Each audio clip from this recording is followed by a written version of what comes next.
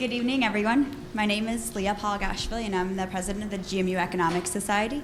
On behalf of the Econ Society, we'd like to thank everyone for coming out tonight. We'd also like to thank the Mercatus Center for co-sponsoring this event with us. We definitely would not have been able to do it without them. The Mercatus Center is a university-based research center, and one of the things that they offer to the MA students is a fellowship. The fellowship is a competitive program for students who are interested in pursuing an advanced degree in applied economics in preparation for a career in public policy. And the fellowship includes full tuition and a generous stipend, and it's also aimed at students interested in advanced training in economics. The Mercatus Master's Fellows have the opportunity to author or co-author policy studies, academic papers, and op-eds. Interested students should apply for admission to the GMU MA program and Mercatus MA Fellowship at the same time. The deadline is March 15th. It's coming up, and I definitely encourage all of the interested students to apply for the program. And you can find the application on mercatus.org, or come talk to us afterwards, and we'll find someone who will be able to talk to you about the program. My name is Carly Reddig, and I'm also an officer in the GMU Economics Society. If you're interested in learning more about the Econ Society, we are an organization dedicated to educating students about economics. Just come up to us after the event and learn more about it, or to sign up. We're extremely fortunate to have our panelists discuss the political and economic change in Egypt tonight with us. Our panelists tonight are Dr. Ramachandran, Chris Coyne, Jack Goldstone, and Peshwaz Faizulla. Dr. Ramachandran recently retired after some 25 fascinating years working on a wide range of issues and countries at the World Bank and the IMF. Some of these included banking reforms in Latin America, privatization in Eastern Europe, and the transformation of their economies, and the financial crisis of East Asia. He has also contributed to and authored major reports, including Economic Growth in the 1990s, Learning from a Decade of Reform, and the Development of Policy Review Report on Egypt, and most recently, Natural Hazards on Natural Disasters, the Economics of Effective Prevention. Chris Coyne is the F.A. Harper Professor of Economics at the Mercatus Center and a member of the Department of Economics at George Mason University. He is also the North American editor of the Review of Austrian Economics and a member of the Board of Scholars for the Virginia Institute of Public Policy. He was also named the Hayek Fellow at the London School of Economics in 2008.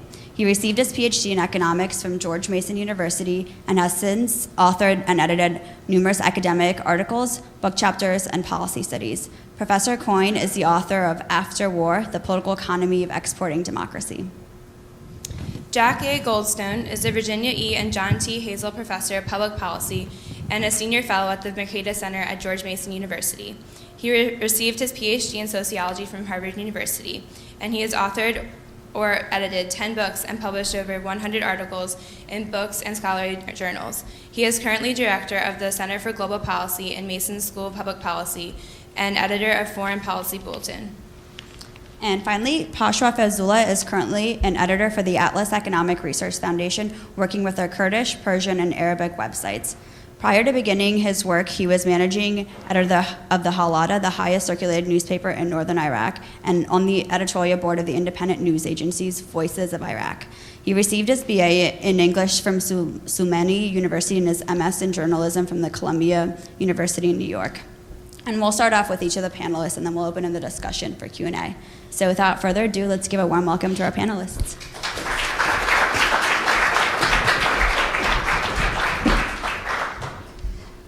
Good evening. I thought I'd stand with these two things in my hand, and I hope I have enough coordination to click through a few slides that give you a picture.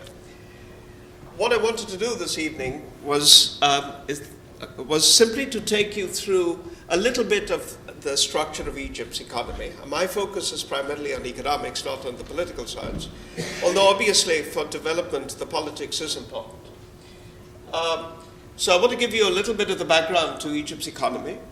I want to give you a flavor of some of the hidden inefficiencies in the economy and the neglected policies. Some of the policies were being changed, but they were quite slow to change, and you will appreciate why it's so difficult. And this would then suggest why, even now, after the political changes, the same economic challenges will remain. And although the changes hold some promise, the popular politics populism per se might be quite harmful. Egypt has prospered over the last several decades, and you can't see a lot of the details, and I have many other charts, but this gives you a very rough picture that over the last 50 years or so, incomes have grown in Egypt. And if you look at the structure of the economy, you see this in most economies that develop. Agriculture grows very slowly, manufacturing grows more rapidly, and services grow even more fast. But included in these services for Egypt is the Suez Canal. And the Suez Canal is a big, major source of foreign revenues and an important organization in the country. Now, the other change that has taken place over the last 50 years is that Egypt is now much more closely linked to the OECD countries. And I won't go into the background of why we did this kind of analysis, but basically this is a correlation of how Egypt's growth is related to the growth of other countries. And you can see a marked shift after about 1985. So after 1985, whether it's for policy reasons or other reasons, the economy of Egypt is more closely linked with the rest of the world, particularly the developed countries. Now, the policies have also changed. Now, you've got to understand some of these because the ouster of the British from the Suez Canal has left a very, very sharp and deep impression still in Egypt. And socialism followed independence, as it did in many other developing countries. Land was redistributed, nationalization that took place, but the government led most of the industrialization. There were trade restrictions, as had happened in many of the countries around the world. But all of these policies began to change in the 1980s, not just in Egypt, but all over the world, when people began to realize that perhaps allowing markets to function was a better way for countries to develop. But there was a peculiar problem in Egypt, which you'll begin to appreciate later, which is that the rhetoric and actions were not always in step, and that the external forces, like balance of payments crises, and was really what drove many of the changes. It was not a deep political consensus. So this was why many of the policies began to shift. And of course, the effect of US aid made the rhetoric of Egypt more market-oriented. And that change took place more rapidly than the actual changes that occurred. Now, the graph here begins to show the share in employment, GDP, and investment of the private and the public sector. And this is actually an interesting graph because when you look at it over the last 30 years or so, the share of employment and of GDP has not changed perceptibly, but the share of investment has changed dramatically. Private investment share has risen.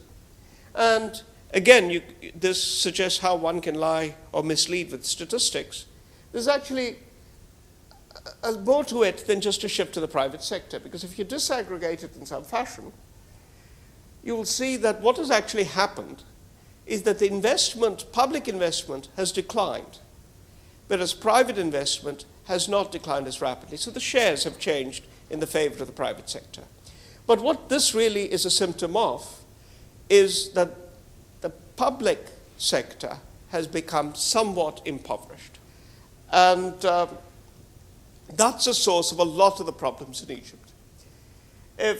When we did the report on Egypt, a very detailed analysis of the flow of funds. Nobody had done that before. It took a lot of effort.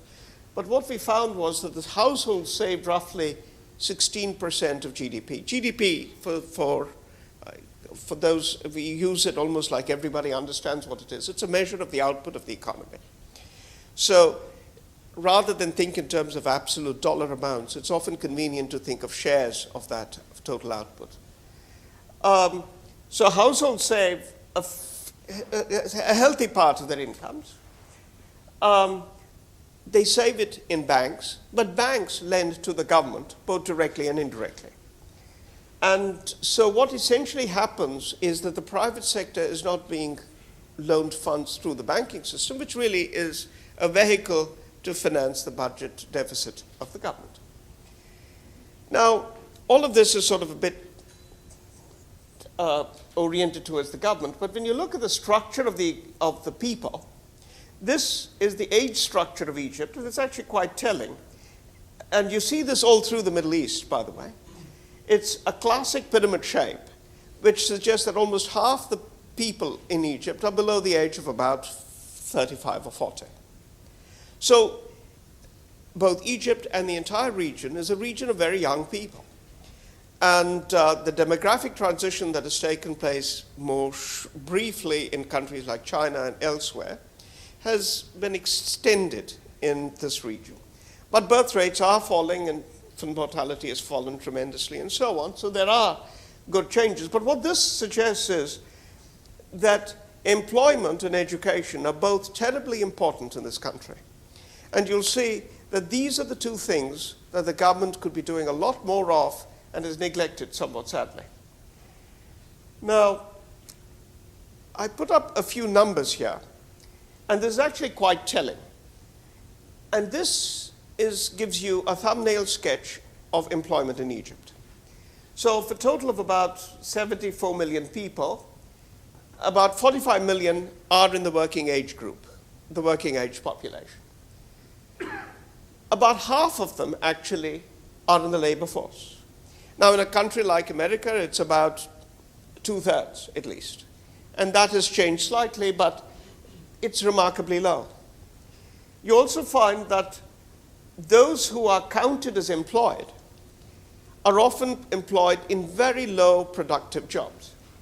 Formal employment, and the definition of formal employment is if you pay into the social security system, in other words, you have a salaried job of some sort, is only 8.5 million, of which almost 6.5 million are with the state. So the state and the government agency of various types dominates employment.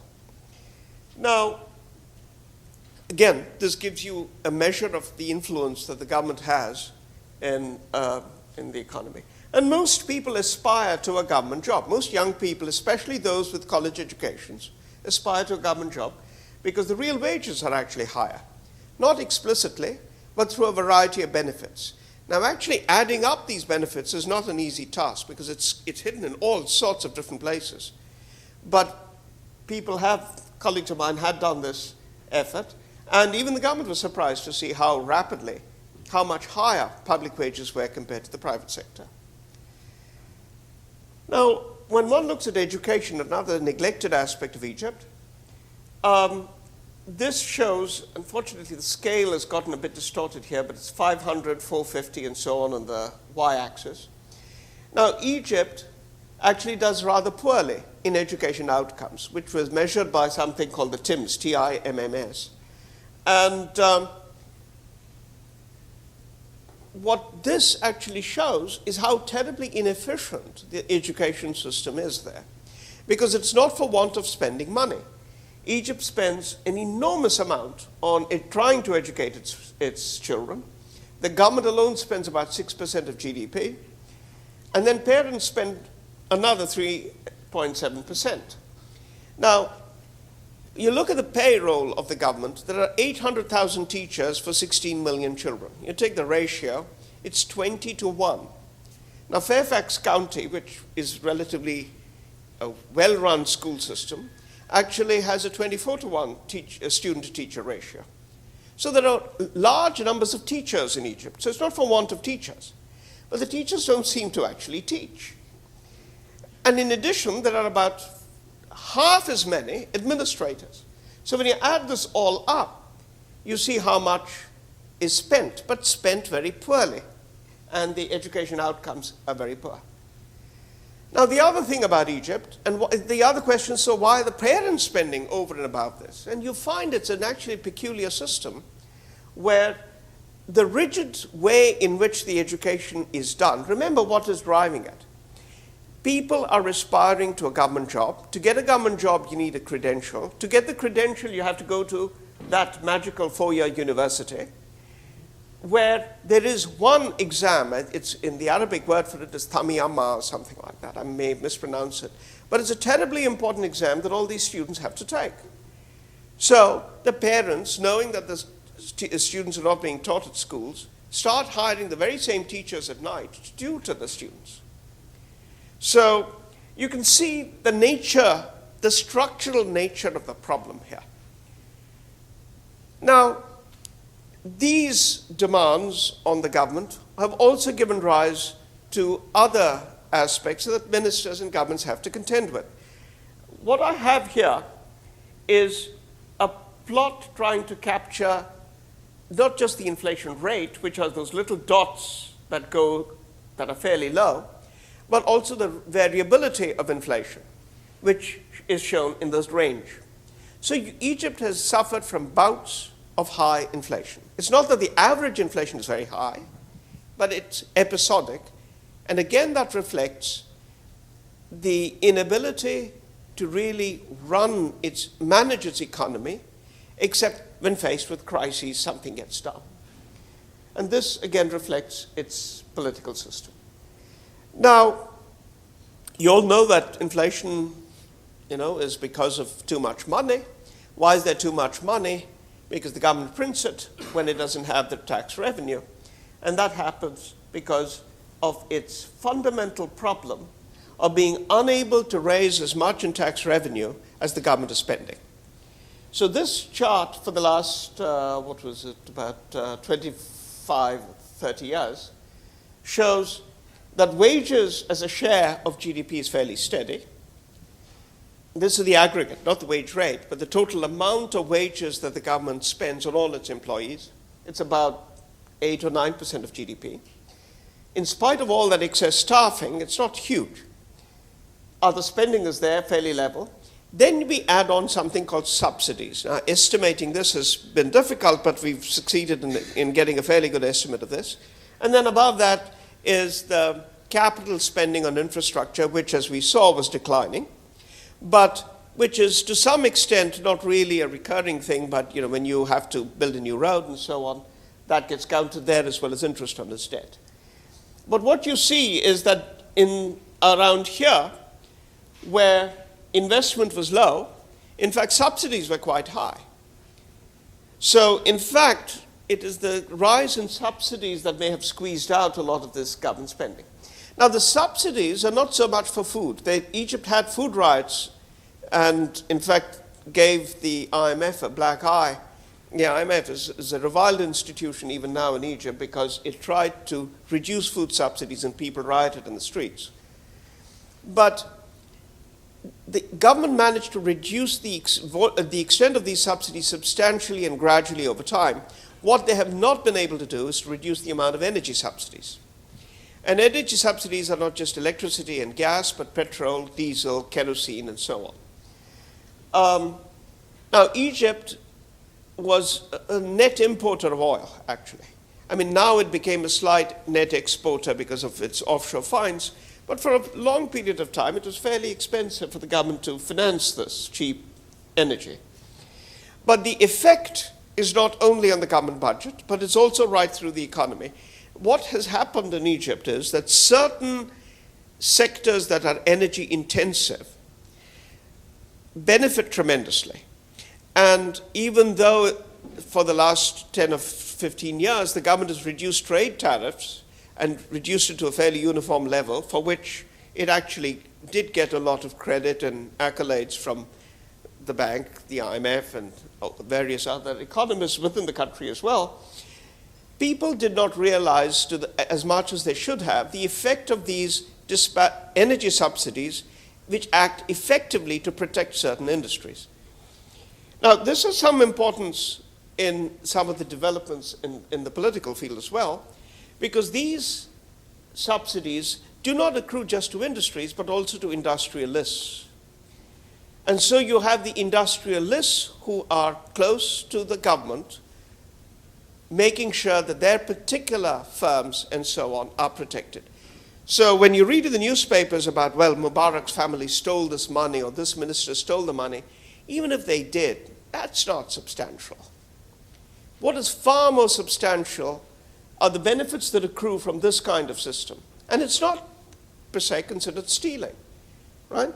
I mean, the government has reduced the price of energy. So if you produce cement or some other energy intensive industry, you benefit enormously. And this is the nature of the industrial political connection that one finds, not just in Egypt, but elsewhere as well. Now, this gives rise to the question, so what's the poor minister to do? Now, look at the nature of the problems that he faces. The government staffing is large, the structure is very rigid, the decisions are made centrally. And when I say centrally, I don't just mean by the central government, even though that's a big problem. Provinces have no autonomy. They have no source of revenue. There is no land tax. Cities are dependent entirely on the central government for budgetary allocation. The centralization of power extends even deeper. It is not just the Minister of Finance who can decide many of these things, or even Parliament. Many of these big decisions were always taken by, as they would jocularly say, you know who. Even though he has no expertise or understanding or appreciation whatsoever of the economic trade-offs that are involved. And this really ties the hands of many people. So as a result, the rhetoric was much easier than actions, and that is why you saw the external forces forcing the hand of many of these people. Now, will the current political change actually broaden political support and voice? I don't know. But it's very hard to see that happen quickly, and it certainly will not result just because one person is replaced by another, however good he may be. You need a different structure of decision-making, you need a different type of oversight of government actions, and you need far greater public involvement. Now, what we had here, and this was very touchy when we tried to do this, how could you possibly say this in a document that you're giving to the government? Well, we got various surveys, collated them with voice and accountability measures, and even with these measures, for whatever the shortcomings they had, you see how poorly Egypt and other countries in the Middle East compare with Brazil and India, and where China is. So this may change with the current political changes that have taken place or are taking place. But what I fear is that whatever new person or system of government that comes in place will still face the same kind of economic challenges that previous ministers have faced. The current expectation of what the government's role in the economy will be, how to get greater autonomy, how to change the actual patterns of business and commerce in the country. And that will take some time, but it can be done. We've seen how in Eastern Europe these changes have taken place over 10 years, and that was rapid. And I hope this takes place. Thank you.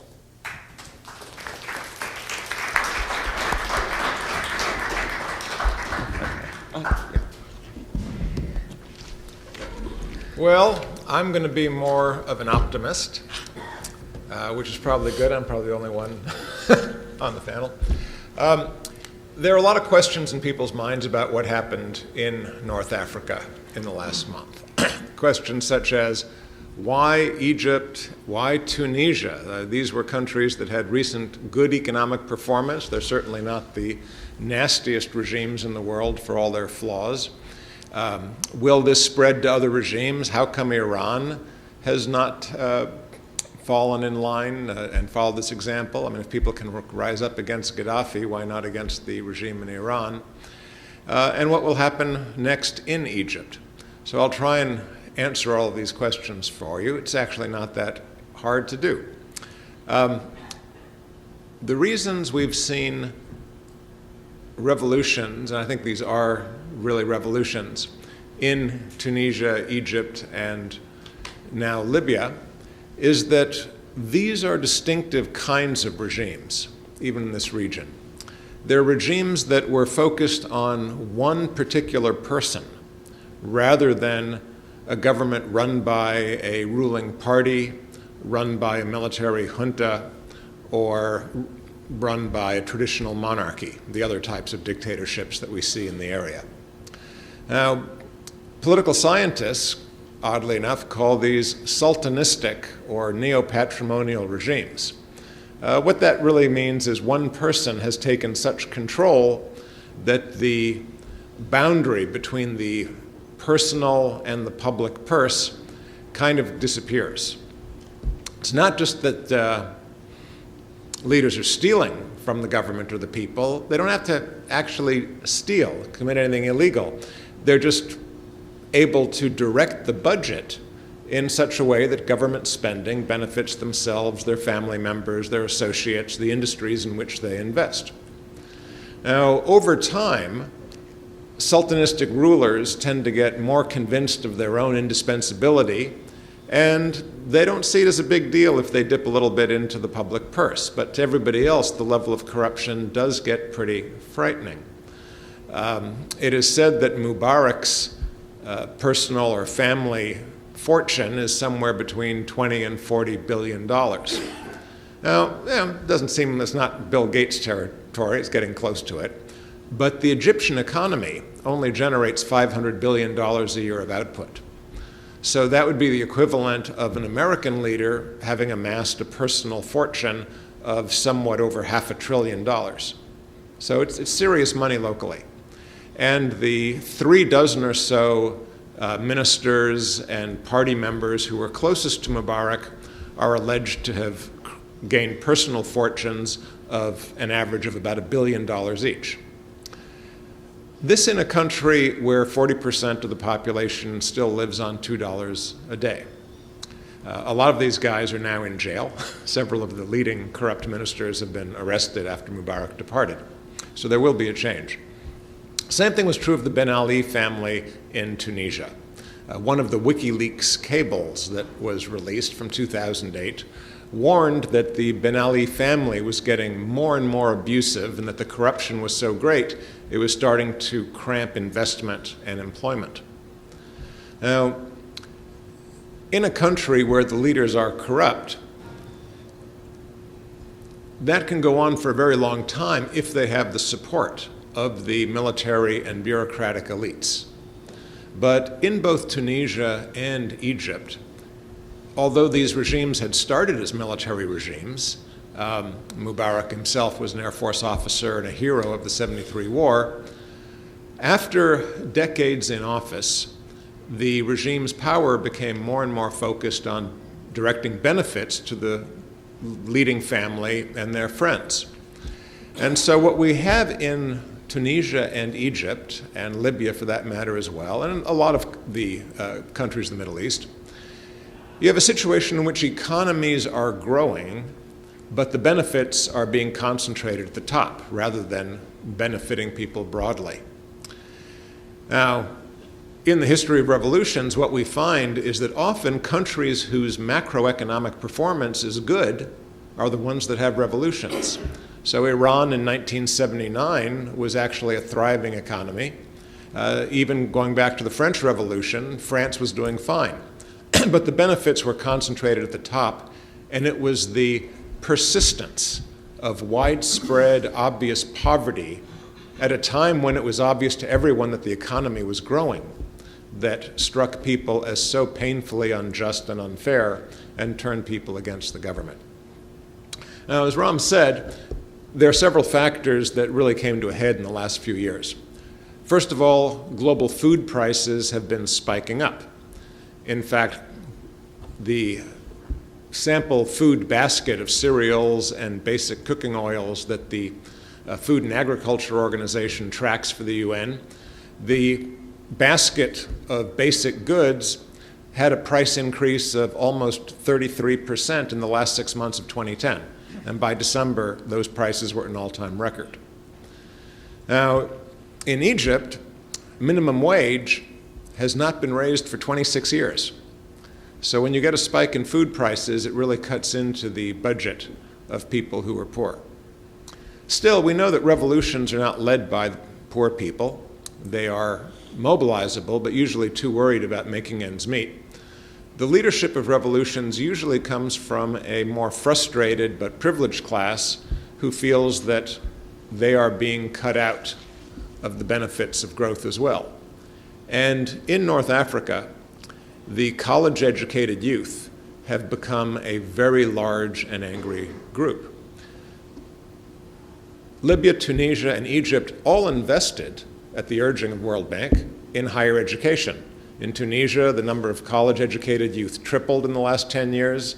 In Egypt, it doubled in the last 20 years. Even in Libya, there was a tenfold growth from a very small base of college-educated youth in the last quarter century. So all these countries have been pushing people in the doors of colleges. But the quality of college education has been terrible. Many of the degrees are worthless because they're in religious studies or ancient literature. Vocational training has been very largely neglected. And teachers are frequently absent. Half the students drop out before they complete college. And so they have the experience of being in college, but they are very frustrated that what they have been given by state education, and over 80% of the students go to public universities, what they've been given by state education is kind of a worthless promise. Now, it used to be the case that the government would guarantee jobs for college graduates. That was one way that people got this sense that you want to get a college degree because if you succeed, government will guarantee you a job with good benefits.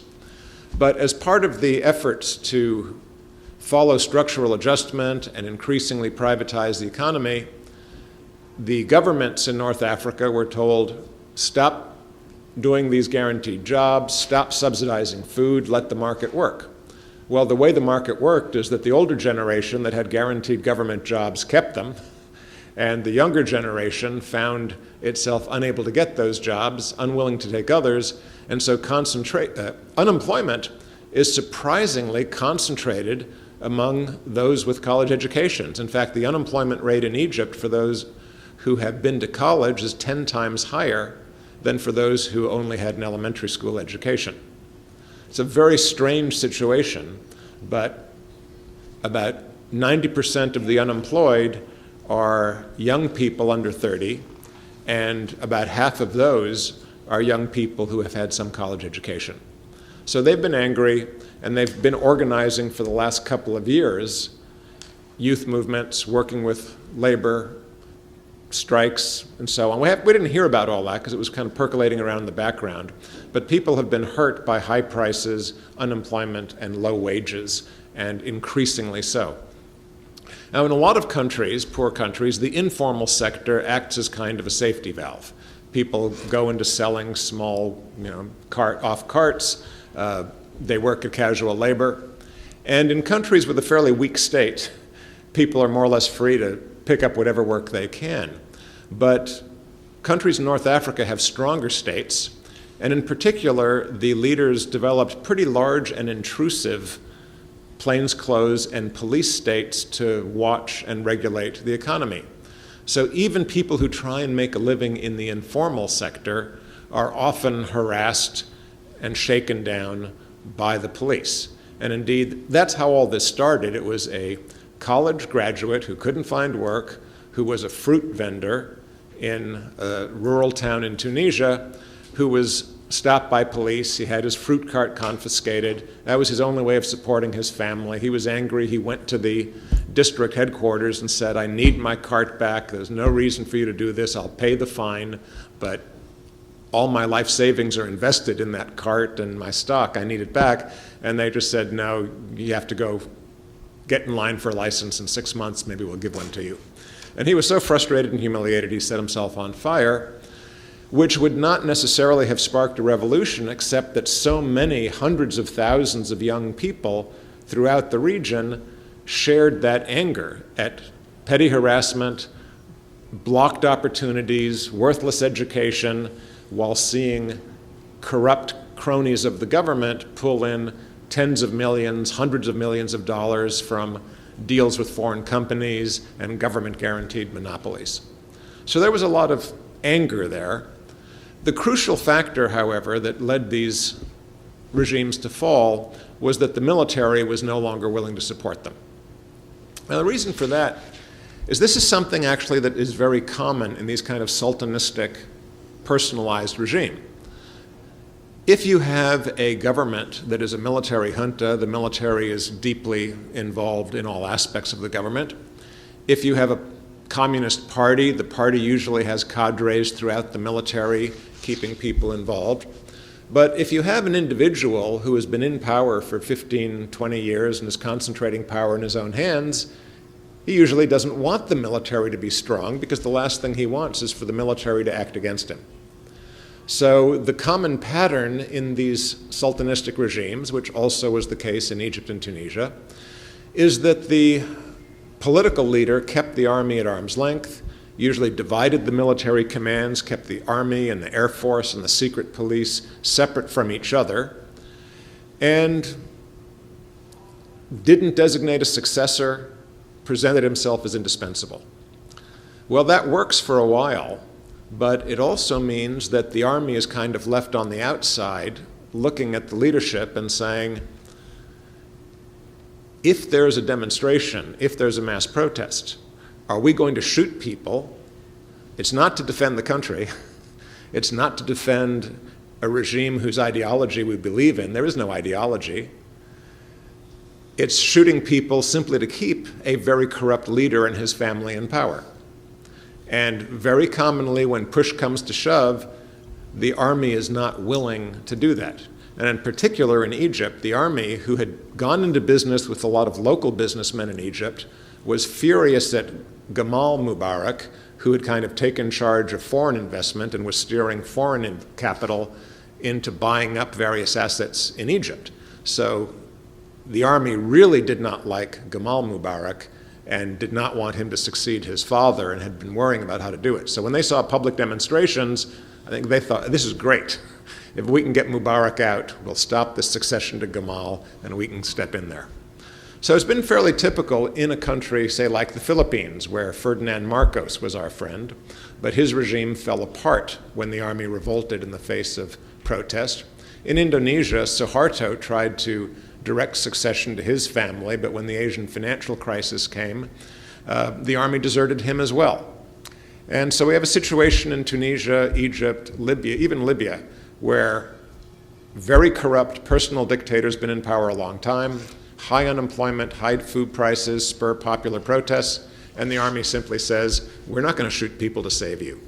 Now in Libya, Gaddafi has mercenaries who have no place in society except to follow him, and he has some tribal loyalties that he can draw on, so he's holding on a bit longer. But I don't expect him to last because the morale of the opposition is very high, and the people fighting against them are just fighting for a paycheck or to protect themselves and their tribe. I expect them to start deserting soon as the weight of world opinion condemns Gaddafi and asks for him to go. So will this wave spread? Not widely. The regime in Iran is very different. There are many leaders of the government in Iran, Rafsanjani, Larijani, Ahmadinejad, Khamenei. You can't just lose one person and overthrow that regime. Similarly, there's still ideology supporting that. A large number of the people in Iran still see the government as embodying Shia and Persian nationalism against a hostile world. And in particular, the recruits to the militia and the Revolutionary Guard are ideologically committed to the government and deeply involved in it. Many ministers are Revolutionary Guard officers. So there's very little chance that the repressive forces will simply stand aside or peel away, which is why popular revolts, even though widespread, have not succeeded in Iran. Finally, what about Saudi Arabia, Morocco, Bahrain, Oman, Jordan? Well, you're going to see protests there because they have the same combination of high grain prices, large youth cohorts, high youth unemployment. But monarchies still have more traditional respect, and they have more options.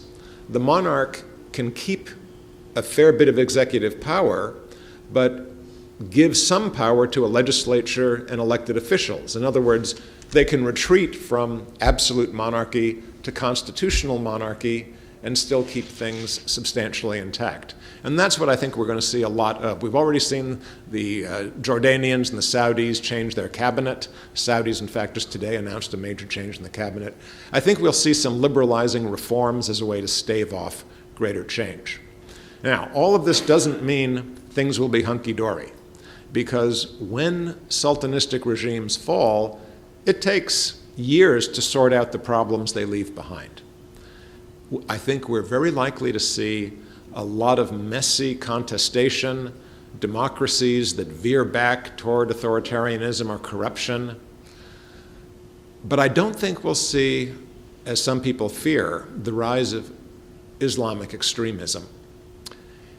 Every anti-Sultanist revolution in the last 30 years, in Indonesia, in the Philippines, in Georgia, none of them led to extremist, ideologically driven regimes. It's quite a historical change because all of the dictators that were overthrown in the first half of the 20th century, in Cuba, in China, in Vietnam, were succeeded by ideologically extreme governments.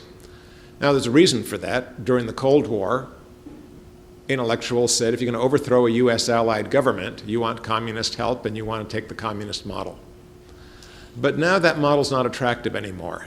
No intellectuals see communism or even Iran-style Islam as a model for democracy and economic prosperity. So I think we can look forward to messy democracy, but democracy nonetheless. I think this really does herald a decline in dictatorships throughout the Middle East, and I think it's historically long overdue and a good thing to welcome.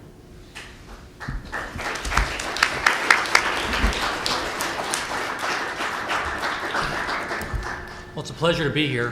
Before I start, I just want to thank a couple people, Claire Morgan and Erica Christensen at Mercatus, and also the leaders of our economics club, Leah, Carly, Meg, and Maria.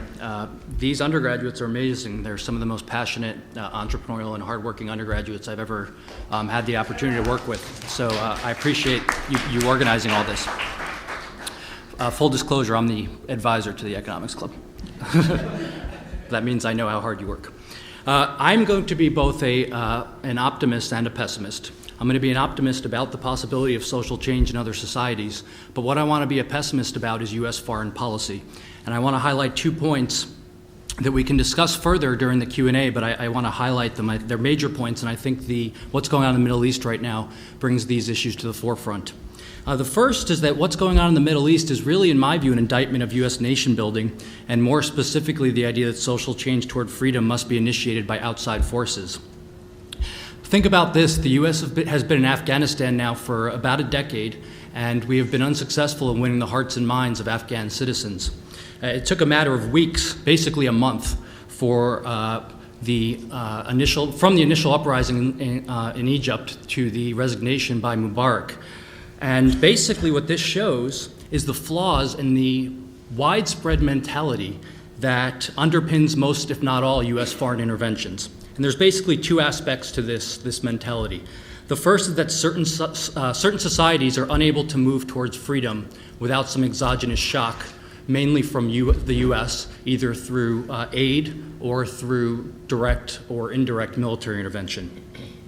The second is that the complex array of institutions that underpin a society are the result of some grand plan of experts. Now, of course, as Jack pointed out, there's no way to know whether the uprisings in the Middle East will ultimately result in increased freedom. But what we can conclude at this point, at least, is that we can be confident that there is a possibility for indigenous liberation, in other words, for indigenous social change that doesn't need some kind of exogenous shock. At a minimum, I want to suggest that the events in the Middle East should be caused for increased humility, both in the current U.S. interventions in Afghanistan and Iraq, but also in other potential future interventions. We should recognize that the U.S. is just not very good at either predicting or facilitating social change abroad. In addition to the ongoing issues in Iraq and Afghanistan, consider that U.S. intelligence agencies, which are probably the best in the world, really had no idea. They were unable to predict that these revolutions were going to happen. As Jack pointed out, we, as social scientists, we have some idea of the conditions that are associated with revolutions, broadly speaking. But as the important work of Timur Kuran has illustrated, it's very hard to predict when revolutions are going to happen. Because, of course, if we could predict it, at least with some degree of uncertainty, they oftentimes wouldn't happen because they would be squelched. Now, I'm skeptical that U.S. policymakers will recognize these lessons, at least in the short run, the importance of spontaneous indigenous revolutions. This is obvious just from the comments of the Obama administration, of course, after supporting the Mubarak regime for decades, and then once this started, they initially supported them.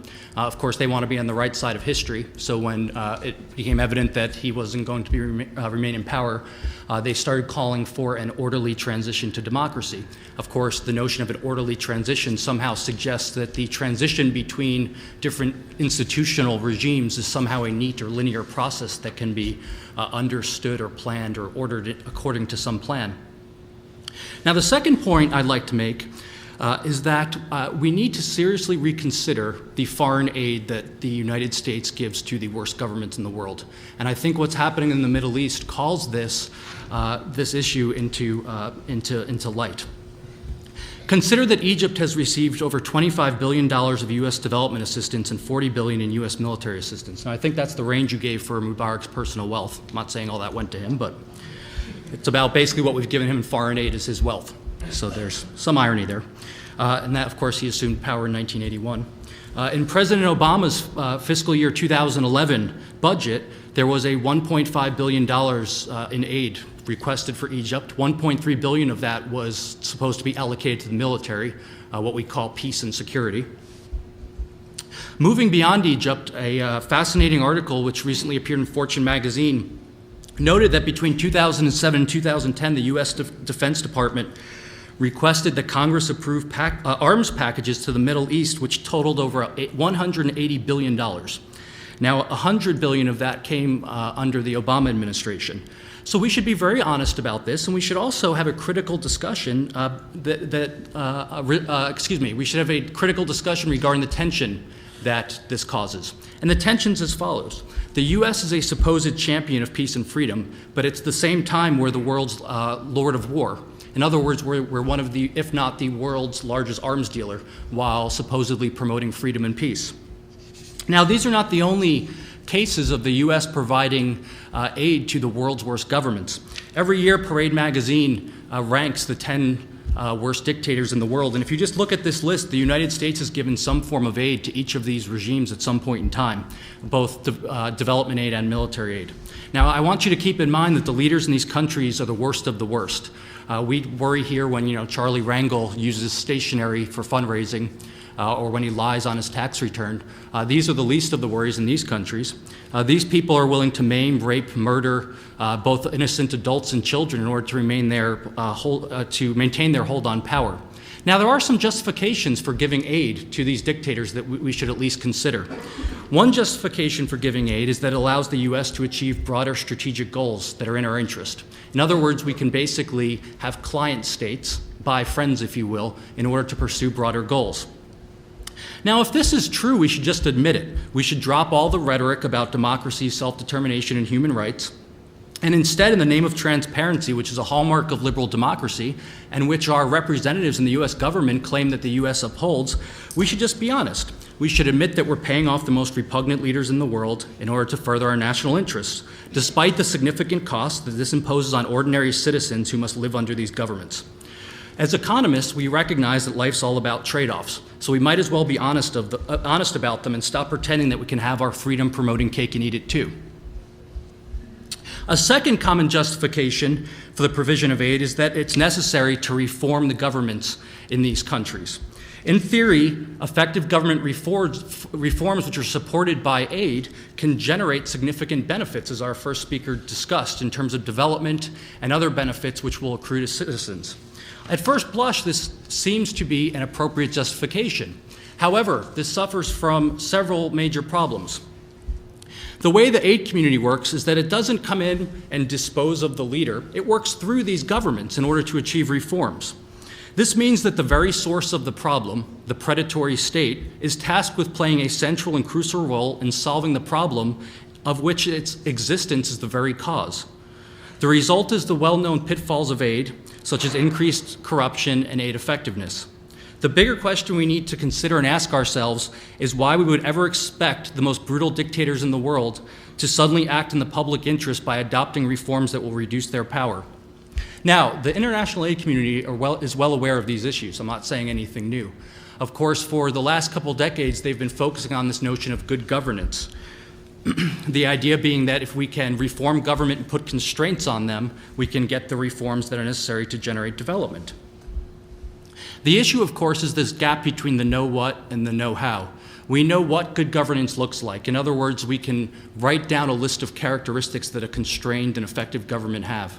What we're lacking is the know-how of how to go about implementing these reforms to get good governance where they don't already exist. But one thing we can be very sure about is that absent effective constraints on the grabbing hand of the state, funneling millions, if not billions of dollars of aid into these countries will not only fail to increase freedom, but will cause significant harms to innocent people in the process. Thank you very much.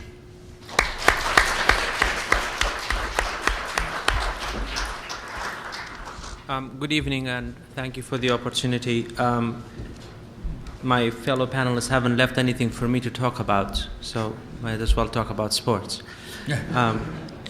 I guess one of the key changes in the events of the beginning of towards the end of last year and the beginning of this year is the what we are now know as the Facebook revolution. And contrary to all the other political theories that have known revolutions and the organization of revolution or change, this one has started from virtual reality and translated, luckily, to reality itself. Now, why started from Egypt and Tunisia is simply because they're one of the most educated and well-connected countries in the Arab world. Why did this play a role in turning this virtual revolution into a real revolution is the fact that this is not a new phenomena. It has been boiling in Egypt specifically for the past 5 years.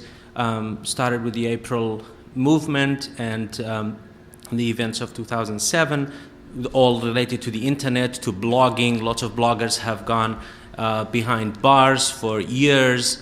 As a matter of fact, one of our colleagues was just released from a 4-year sentence because he defamed the president and religion.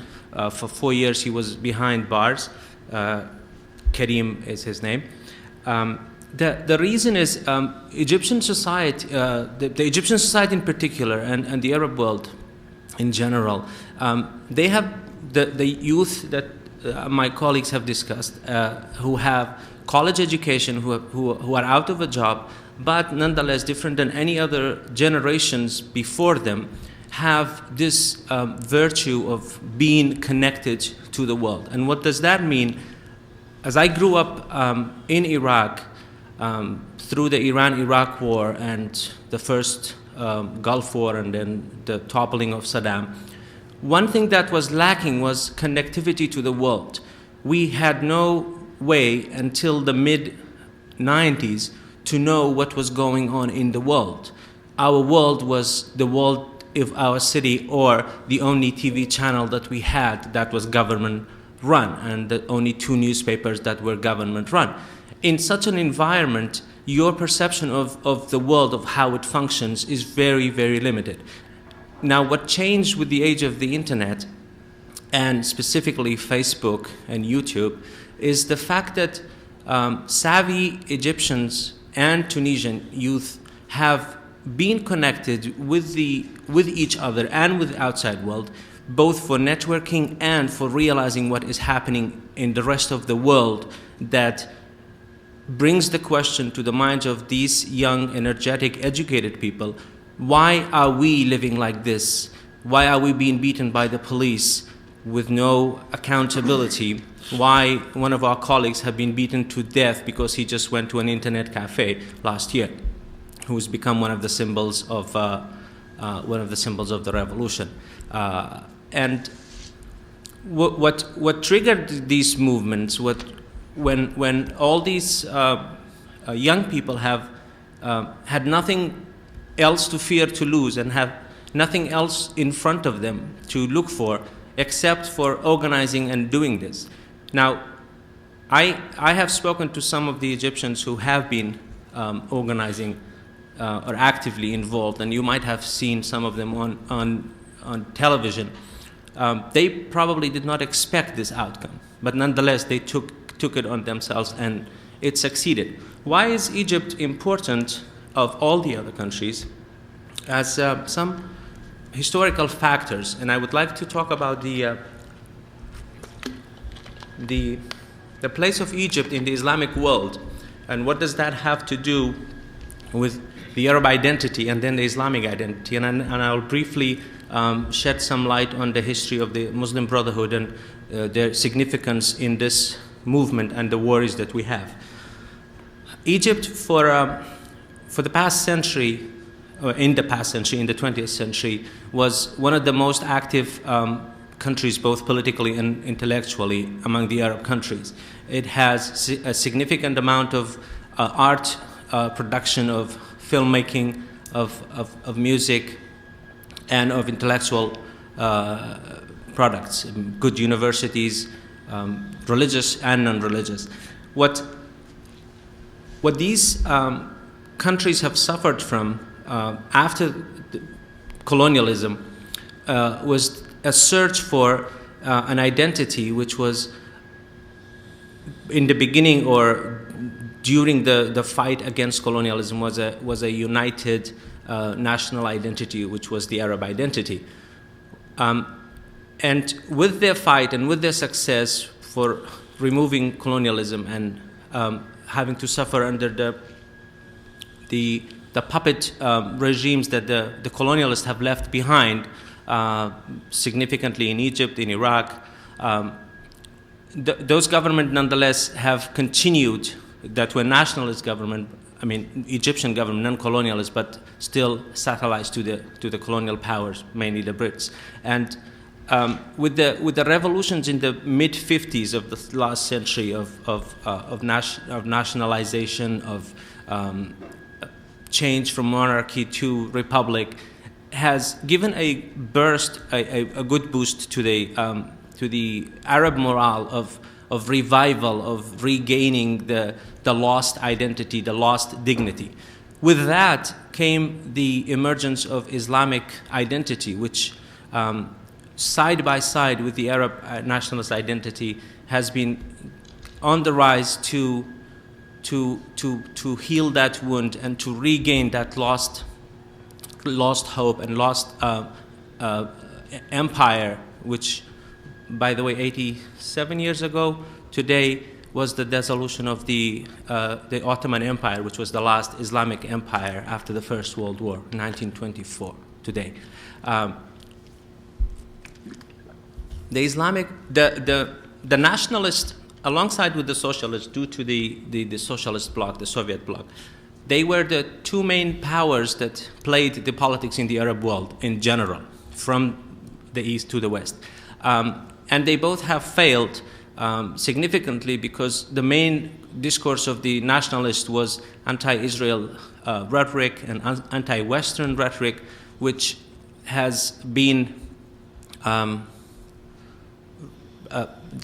which went away with the Camp David agreement between Israel and Egypt, and then the socialists have always followed the communist parties of the Arab world, allied to the international communist parties and the Soviet Union, have all followed they always made the wrong decisions no matter what, and they lost their popularity. And in the midst of that, the Islamic movements have gained momentum because they were both reviving their religious and the Arabic identity. And let's not forget that Arabs still take pride that Islam is their religion because the Quran was sent in their language for them, which was true all the way through revelation of the Quran. Now, why did these Islamic movements become stronger and stronger in the face of the dictatorships that ruled the Arab world, and why did they become the main fear that led the U.S. and the Western world to support dictatorships in order to keep them at bay, keep those Islamic movements at bay. And these theories that if Mubarak would go down, as we all saw, even during his second speech, that if he were to step down, chaos will eat the country and the region, which we found out very soon that it wasn't true, and it's not going to be true. And in reference to Christopher's point of the intelligence, the U.S. intelligence, and how they failed to see those things, where people have an interest to revive that myth that the Islamic movements were of the mega power that could reunite the Arab world, start an Islamic empire, and then destroy the entire world, which is too far from reality. And all the evidence that comes out now about the Muslim Brotherhood, as it was until recently, one of the fears of the toppling of the Mubarak regime was that their popularity is not that gigantic to worry that in the first democratic election they will take over and they start an Islamic state in Egypt, which will be implementing Sharia law. As a matter of fact, only yesterday, one of their leaders came out and announced that they're going to change from a group into a political party, which is a very promising move, and they're going to accept Christian Egyptians as members of that political party, and their mandate is going to be a civil government in Egypt. Islam will be the foundation of the legislation, a source of the legislation, and it will be based on citizenship. Now, this is a change that we haven't seen, we didn't expect. The reason is we didn't look carefully enough, we didn't read the signals very well. On the other side, the Islamic movement embodied in the Muslim Brotherhood, which is the umbrella or the foundation of the ideological discourse for other Islamic movements in the Arab world, has realized that Sharia law cannot rule a world that is interconnected, that the jihadist philosophy that they advocated for from the beginning, or at least in the 50s all the way to the 80s, to turn all these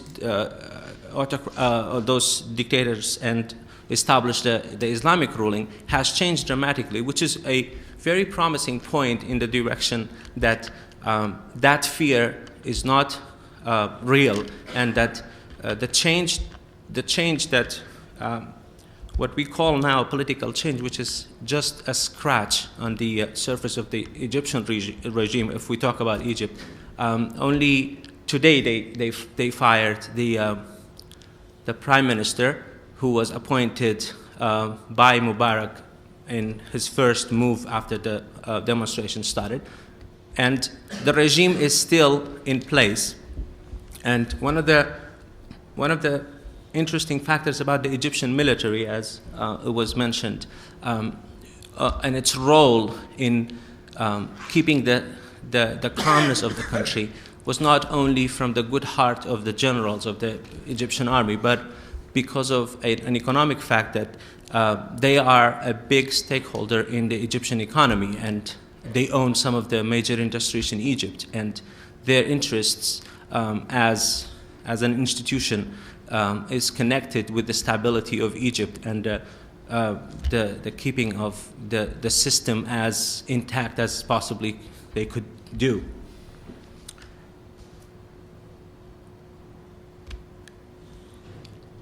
I would like to just shed some light on the experience of Iraq and the war.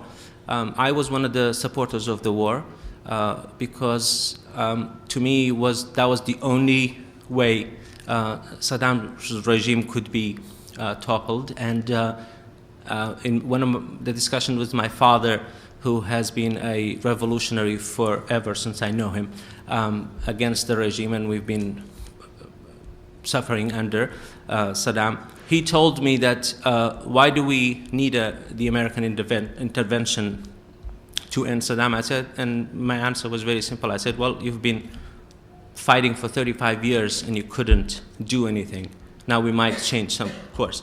The reason why I'm mentioning this is I have a feeling of revisiting my opinion of that time, of whether if I, with the knowledge that I have now, would say the same thing had this time been 2003. And the answer would be no, because one of the interesting factors that is now changing and what has brought to Egypt and Tunisia and now in Libya and most of the other Arab countries is that the citizens, the people who live in that country, have realized, have gained back the consciousness that they matter, they are important as individuals. What these regimes did throughout the Arab country was to reduce the individual, the person of any of those countries, into a number in a statistic that they withhold. And by reducing a human being to just a machine, by stripping them of their political beliefs, by stripping them of their value as a human being, as an agent that could bring about a change, that could do something, they have managed to control these people for decades. Now, this has changed, and that's why the fire is spreading like fire spreads in what is the expression, in grass, in dry grass. It's because people have realized finally that they can do something. Their existence, their voice, their movement has some meaning, and that's why in places like Saudi Arabia now there are movements that are about to be organized. There are demands that are being written. As a matter of fact, one of the rare events, rare occurrences was that 2,000 people have signed a petition with their names on it for change. This is an unheard of incident that people did not expect that will happen in Saudi Arabia, and of course the other countries are following. There were calls for demonstrations in Iraq on the 25th of this month. It took place, but it wasn't on a large scale.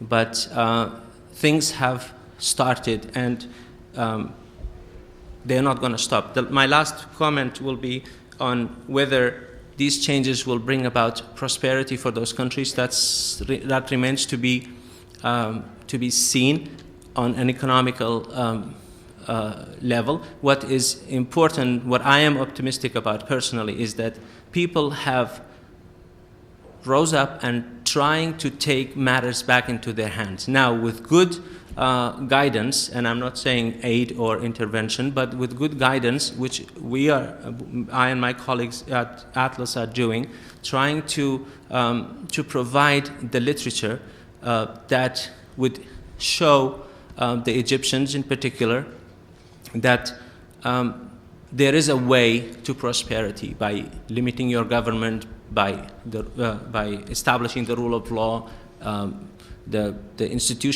civil institution that would organize the country, and lifting all those government restrictions on business and on trade.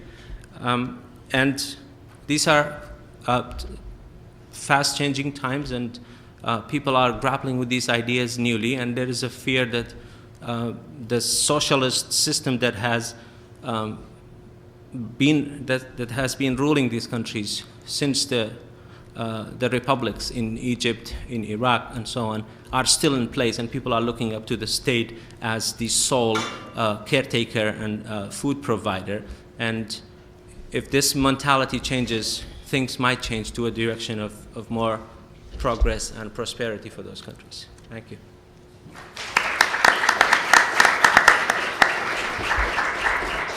We have a little bit of time for Q&A. So. You touched briefly on the role that the military has in the economy of Egypt. I've been very interested in reading about this recently and hearing about this recently.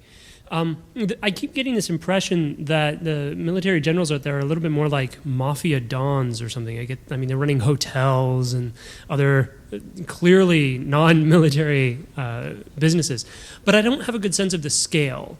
So I was wondering if you could talk a little bit about how big the military's role in the overall economy is.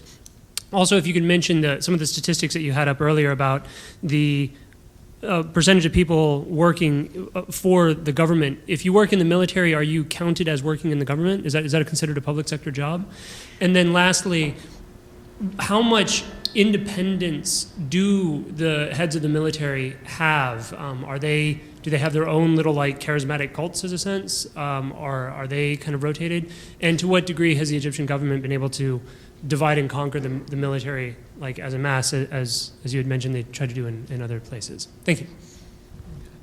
I wish I could answer that. I'm not a military expert. I just look around a bit in the economic part. But in truth, I don't think anybody really knows, except perhaps the CIA. The military expenditures are not included in the civilian budget that are being sent to Parliament. It is not an issue that anybody can ever ask. So now the allegation that the military owns a lot of industries and so on is you have to sort of look at it, understand the background to that. If you have the largest structure, organized structure that is well run, and it is the military, then you will have former generals who've retired who run other industries. Okay? So you do have many other industries that are run by ex-military people. Now, do they own it? Is that part of the military? I don't know, honestly. But it's easy to come away with that impression. I mean, if one looks at the staffing in Lockheed Marietta or Boeing or Grumman, you will find a lot of ex-military people there too. So, the scale may be different, but that may be the thing. But honestly, the answer is I don't know. Yeah, one point is that there is something in Egypt, as it used to be in Iraq, called military industry, which is a huge establishment of industries, heavy industries. In Iraq went all the way to producing weapons, sophisticated weapons, that were all run by the military apparatus, and it was part of the state. Now, we have clearly a very good distinction in the case of Egypt between the civilian government, what we call the government, and then the interests of the state. And the way the military was insulated from all the other connections to the public life was by keeping it this sacred institution, as it is still viewed as a sacred institution, which is very surprising to anyone, and especially to the revolution in Egypt, to call on the military to save the revolution, while it was the contrary in all the previous, all the conventional knowledge that we have. Now, they do have that, and yes, they have a stake in those things. And I think in one of the WikiLeaks reports, there was a cable that talks about Tantawi in Persian, who's now in charge of the Supreme Military Council, who wants to keep the status quo, and that's why the animosity between the military leaders and Jamal Mubarak was so clear, because Jamal was trying to veer the country to more business-oriented, and that's why he brought his friend businessmen, and they accumulated a lot of wealth in the meanwhile, and that has created a challenge. Unfortunately, we don't have any more time for questions, but if you'd like to continue the discussion, you can stay after the event. If you're here for Nick's Knows 385 class, we have sign-up sheets over on the table. And thank you guys for coming out tonight, and let's thank our panelists.